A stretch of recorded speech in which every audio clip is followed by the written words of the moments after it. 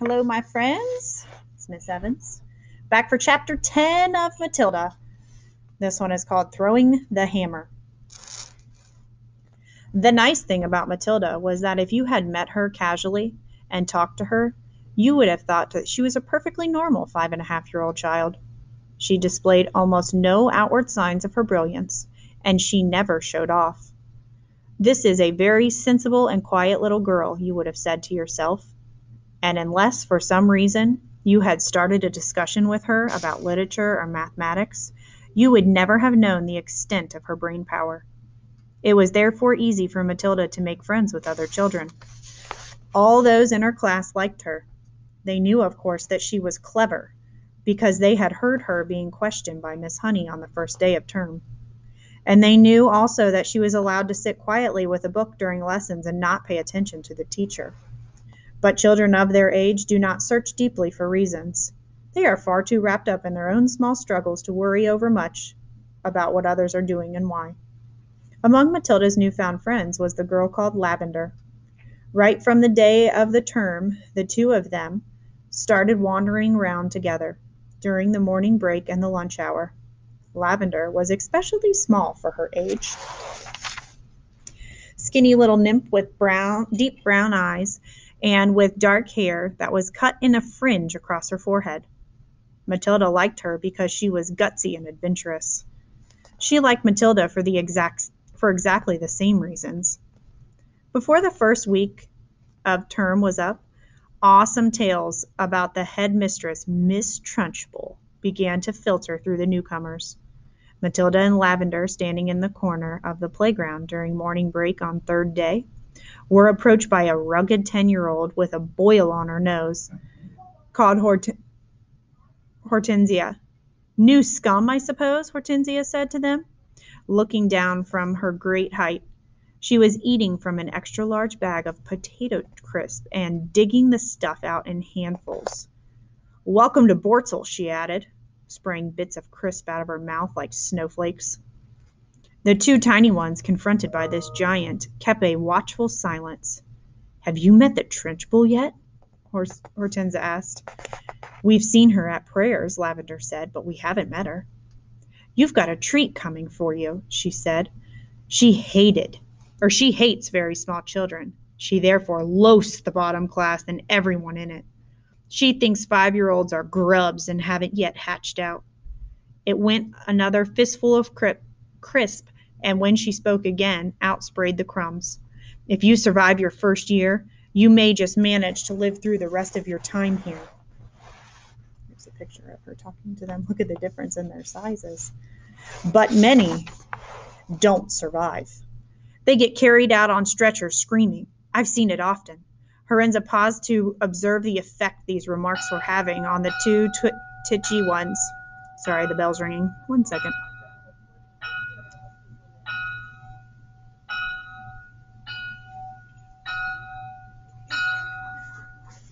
Not very much. They seemed pretty cool. So the large one decided to regale them with further information. I suppose you know the Trunchbull has a lock-up cupboard in her private quarters, called the Chokey. Have you heard about the Chokey? Matilda and Lavender shook their heads and continued to gaze up at the giant. Being very small, they were inclined to mistrust any creature that was larger than they were, especially senior girls. The Chokey, Horenza went on, is a very tall but very narrow cupboard. The floor is only 10 inches square, so you can't sit down or squat in it. You have to stand. 3 of the walls are made of cement with bits of broken glass sticking out all over, so you can't lean against them. You have to stand more or less at attention all the time when you get locked up in there. It's terrible. Can't you lean against the door? Matilda asked. Don't be daft. The door's got thousands of sharp, spiky nails sticking out of it. They've been hammered through from the outside, probably by the Trunchbull herself. Have you ever been in there? Lavender asked. My first term, I was in there 6 times. Twice for the whole day, and the other times for 2 hours each. But 2 hours is quite bad enough. It's pitch dark, and you have to stand up dead straight. And if you wobble at all, you get spiked, either by the glass on the walls or the nails on the door. Why were you put in it? Matilda asked. What had you done? The first time, I poured half a tin of golden syrup onto the seat of the chair the Trunchbull was going to sit on at prayers. It was wonderful. When she lowered into the chair, there was a loud squelching noise similar to that made by a hippopotamus when lowering its foot into the mud on the banks of Limpopo River. But your Students may be dismissed to the lobby at this time. Sorry, guys. But you're too small and stupid to have read the Just So stories, aren't you? I've read them, Matilda said.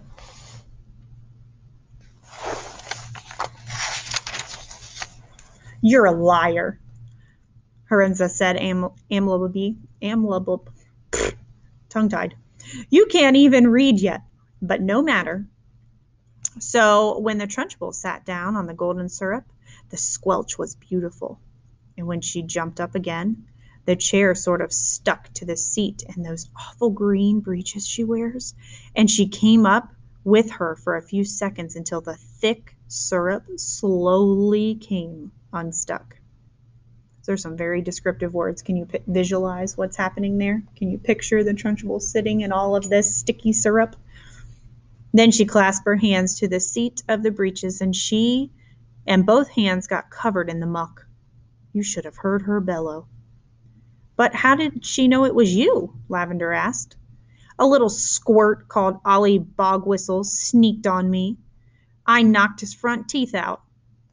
And the Trunchbull put you in the chokey for the whole day? Matilda asked, gulping. All day long, Horenza said. I was off my rocker when she let me out. I was babbling like an idiot. What were the other things you did to get put in the chokey? Lavender asked. I can't remember them all now, Horenza said. She spoke with the air of an old warrior who had been in so many battles that bravery had become commonplace. It's all so long ago, she added, stuffing more crisp into her mouth. Ah, yes, I can remember one. Here's what happened. I chose a time when I knew the Trunchbull was out of the way teaching the sixth formers, and I put up my hand and asked to go to the bogs. But instead of going there, I sneaked in to Trunchbull's room. Look at that face. And after a speedy search, I found a drawer where she kept all her gym knickers. Go on, Matilda said, spellbound. What happened next? I sent away by post, you see, for this very powerful itching powder, Horenza said. It cost 50 pounds a packet, and it was called the Skin Scorcher. The label said it was made from powdered teeth of deadly snakes, and it was guaranteed to raise welts the size of walnuts on your skin. So I sprinkled this stuff inside every pair of knickers in the drawer, and then folded them all up again carefully. Horenza paused to cram more crisp into her mouth. Did it work? Lavender asked. Well, Horenza said. A few days later, during prayers, the Trunchbull suddenly started scratching herself like mad down below. I said to myself, here we go. She changed for gym already. It was pretty wonderful to be sitting there watching it all and knowing I was the person in the school who realized exactly what was going on inside the Trunchbull's pants. And I felt safe too. I knew I couldn't be caught. Then the scratching got worse. She couldn't stop. She must have thought that she had a wasp nest down there. And then, right in the middle of the Lord's Prayer, she leapt up, grabbed her bottom, and rushed out of the room. Both Matilda and Lavender were enthralled. It was quite clear to them that they were at this moment standing in the presence of a master. Here was somebody who had brought the art by skullduggery to the highest point of perfection. Somebody, moreover, who was willing to risk life and limb to pursuit of her calling. They gazed in wonder at this goddess, and suddenly even the boil on her nose was no longer a blemish, but a badge of courage. But how did she catch you that time? Lavender asked, breathless with wonder. She didn't. But I got a day in the chokey just the same. Why? They both asked. The Trunchbull? Lorenza said, has a nasty habit of guessing. When she doesn't know who the culprit is, she makes a guess at it. And the trouble is, she's often right. I was the prime suspect this time because of the golden syrup job, and although I knew she didn't have any proof, nothing I said made any difference. I kept shouting. How could I have done it, Miss Trunchbull? I didn't even know you kept any spare knickers at school. I don't even know what itching powder is. I've never even heard of it. But the lying didn't help me in spite of the great performance I put on. The Trunchbull simply grabbed me by one ear, rushed me to the chokey at the double, and threw me inside and locked the door. That was my second all-day stretch. It was absolute torture. I was spiked and cut all over when I came out. It's like a war, Matilda said, overawed. You're darn right it's like a war, Lorenza cried, and the casualties are terrific. We are the Crusaders, the gallant army fighting for our lives with hardly any weapons at all, and the Trunchbull is the prince of darkness, the foul serpent, the fiery dragon, with all the weapons at her command. It's a tough life. We try to support each other. You can rely on us, Lavender said, making her height of 3 feet 2 inches stretch as tall as possible. No, I can't, Lorenza said. You're only shrimps.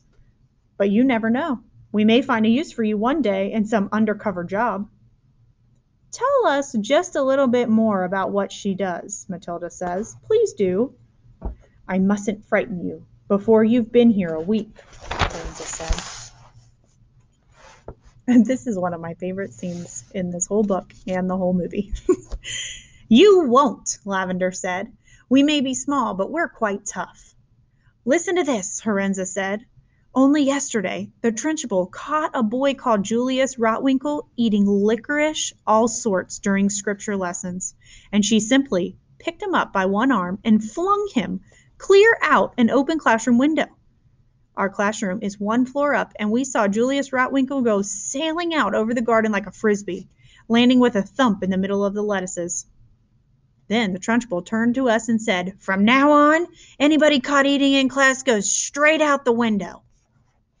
Did this Julius Rotwinkle break any bones? Lavender asked. Only a few, Lorenza said. You've got to remember that the Trunchbull once threw the hammer for Britain in the Olympics, so she is very proud of her right arm. What's throwing the hammer? Lavender asked. The hammer, Lorenza said, is actually a ruddy great cannonball on the end of a long bit of wire, and the thrower whisks it around and around his or her head faster and faster and then lets go.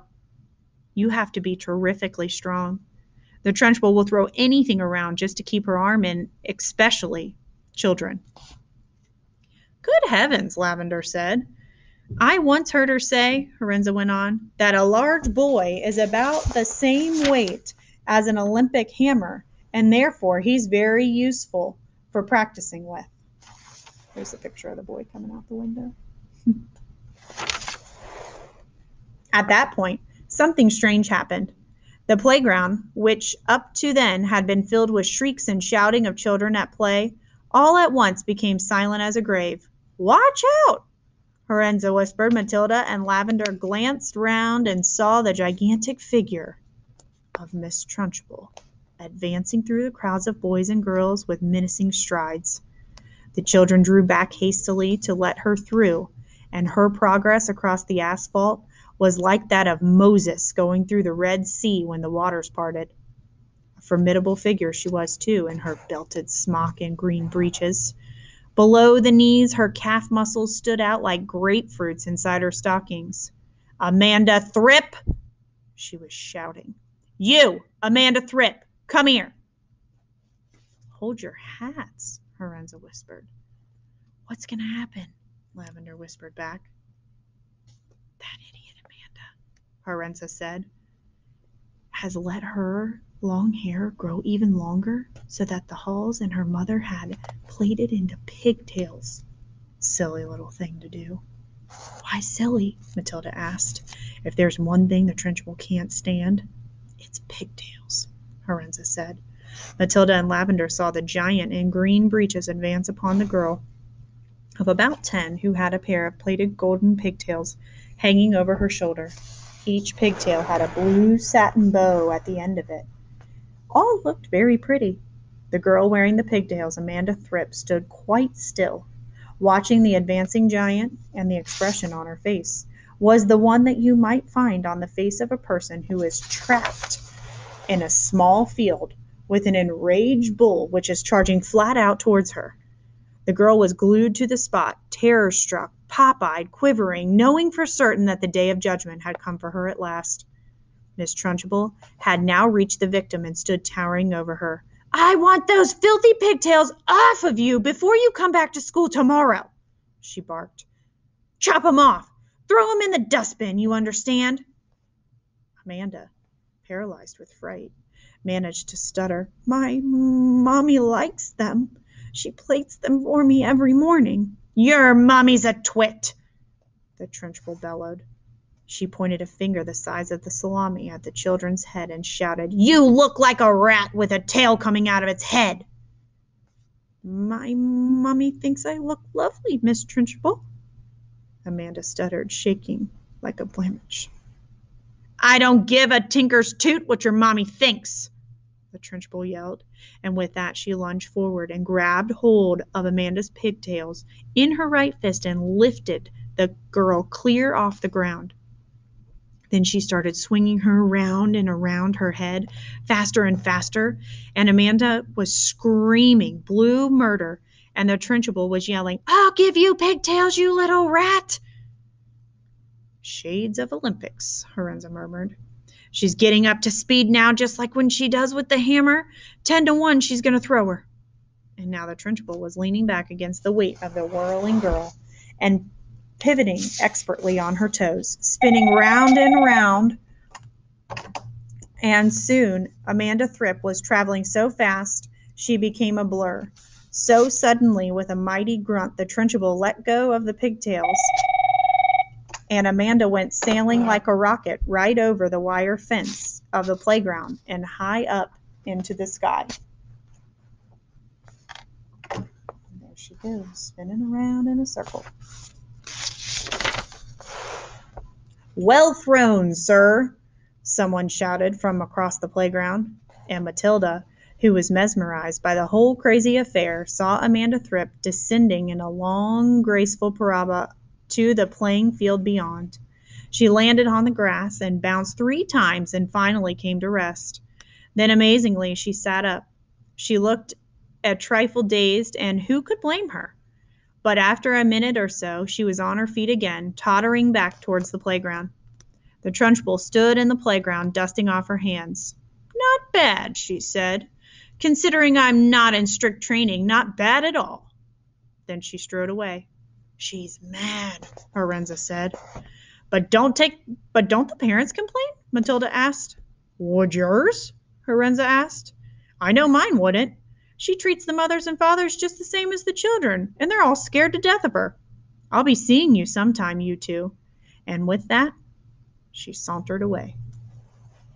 That is the end of chapter 10.